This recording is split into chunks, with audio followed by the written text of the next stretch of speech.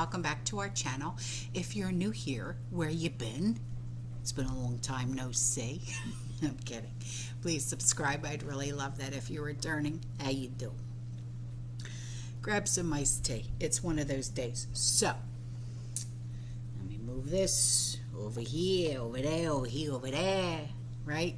Now, we're going to be talking about the inflation report, okay, that came out of the Bureau of Labor Statistics, okay, and what it shows, all right, and it shows that food prices, once again, have risen from the ashes. I'm kidding.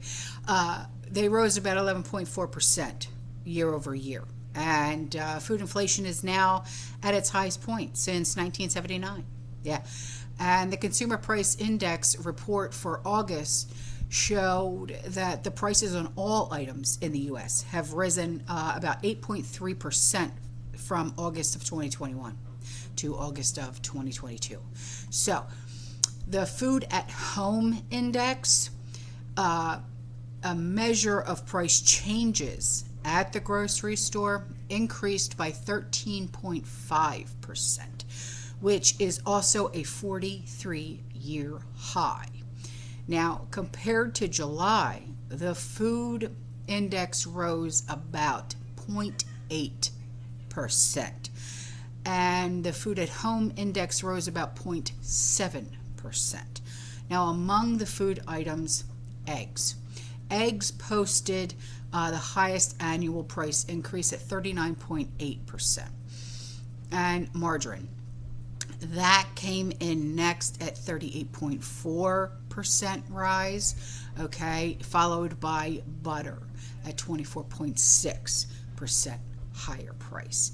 Now, flour and prepared mixes like cake, biscuit, okay, that type of thing, that's what I'm referring to. They rose 23.3%. And roasted coffee, 18.7% it rose. So other food products that also posted very high price increases include frozen bakery products like pie crust. Okay, you know, like the frozen pie crust that you buy, right? That type of thing, okay? Pies, tarts, you know what I'm saying. That was 18.1%. Fresh and frozen chicken, 17.8%. Crackers, 17.7%. Yeah. Now cereals, cereal products, 17.4%. Now canned fruits and veggies, listen to this one, 16.6%. White bread, 16.4%. Now, here's something. Rice, pasta, and cornmeal, 15.7%. Okay? So, it has been noted that consumers have been cutting back on their spending in the face of these higher prices, but this kind of thriftiness isn't always doable when it comes to food, because food at its basic level is not discretionary, okay? That's the challenging aspect here of the circumstances that we're in, all right?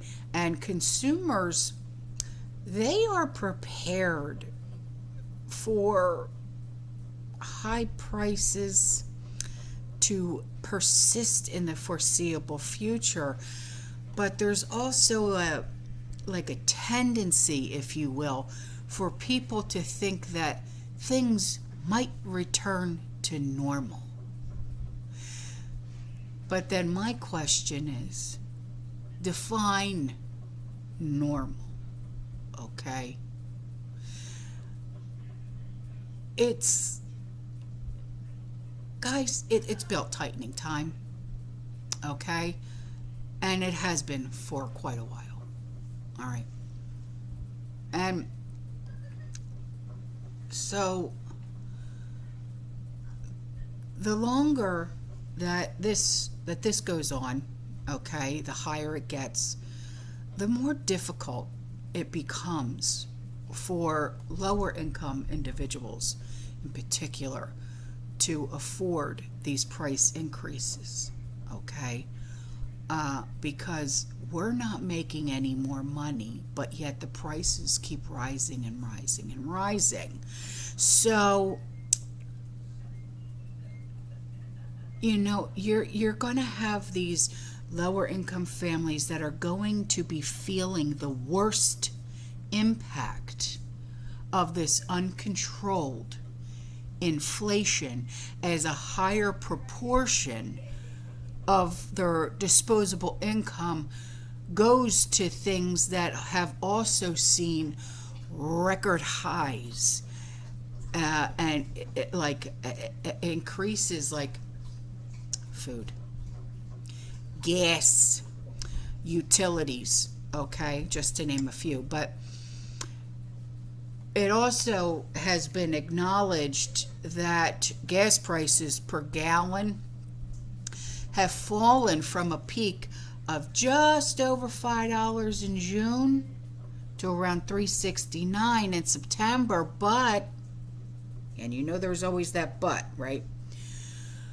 Whatever benefit like low-income households may have felt from that decline was soaked up by the rise in food prices. So there was a survey that was done. Have you ever heard of Lending Tree? All right. They're an online like loan lending marketplace type thing, okay? And they even noted that around 2/3 of Americans recently reported being worried about not being able to afford the groceries at least once in the past month. So people from the, and I hate classifying people, right, but millennial, Zoomer generations, they were coming out amongst the most concerned about the increase in food prices. And households with little ones, all right, and lower income families also reported a high level of stress just putting food on the table. So households that make less than 35 grand a year, they were the most anxious about inflation, with around 74% of them expressing concern about the affordability of groceries. So, you know, the notation that inflation is likely going to make people think twice before going to a restaurant, where your average meal is like 3.5 times higher than eating the same meal, buying the ingredients, and then taking it home and cooking it home. Okay? The inflationary pressures are actually going to drive more consumers to the grocery store than to restaurants. So even though, you know, grocery store prices, right, they also rose at a higher rate than those in restaurants, but the grocery store is still way less expensive than it is for a family of 4 to go to, think of a restaurant that is nationwide, Chili's, Applebee's, I'm thinking food, okay, not fast food. You know what I'm saying, okay? Can't even say like Red Lobster because they were even expensive way before this even happened, but you know what I mean, okay? So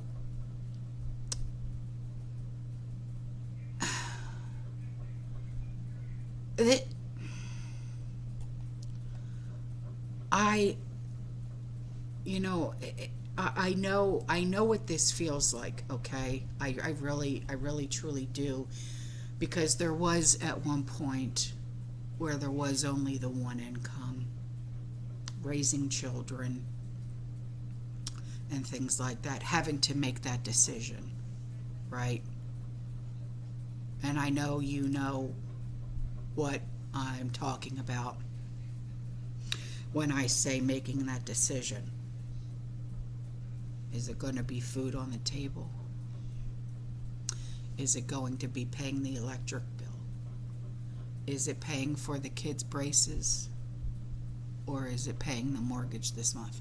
Do you understand me? I know you do. I don't even have to ask that question, because I know you know, and I know you get it, right? So nowadays, it takes 2, sometimes 3 incomes in one household to make things work. That's why you're going to see more of 2, sometimes 3 families in one household. That's I spoke to my father the other day, and we were talking about the fact, with Andrew and Jesse, living here, the kids and everything. And he goes, Jibs, he's like, it's a good thing the kids moved back home. And I said, why is that, Daddy? And he said, he said, I know Andrew makes good money. He goes, and I know Jessie, she makes good money bartending and everything, and she's leaving to go into the Army, but with rent prices and da-da-da-da-da, he goes, those kids, they're not going to be able to make it. With 2 kids already here, and they're trying to make, they're trying to have a baby.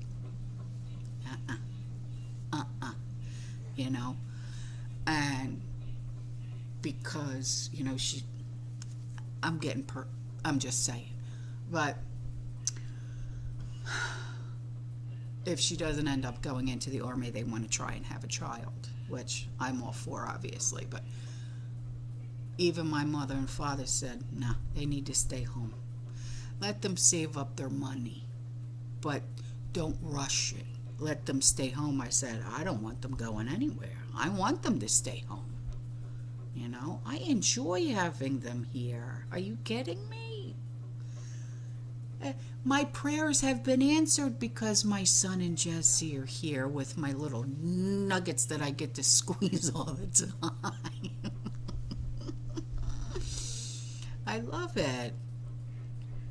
And, I guess I'm blessed. I really am. Because I know a lot of people, they would get aggravated, because it's not just them and their significant other living in their house. Now they got other family members in the house, and it's loud and and with the kids running around. That don't bother me, And it's like, I know a lot of you guys have been asking me, when you doing a live again with TRISH? I would love to, but our schedules conflict a lot, okay? And it's kind of difficult because my schedule does not match up with hers, because I got to go by my kids' schedule, okay?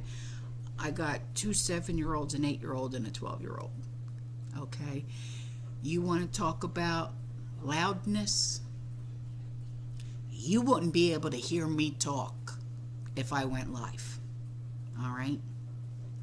No. So, and I don't want you guys to get aggravated because I got, 3 little ones, 2 boys who are of the little ones, running around with towels wrapped around their necks going, Superman and Spider-Man. Okay, I'm just saying.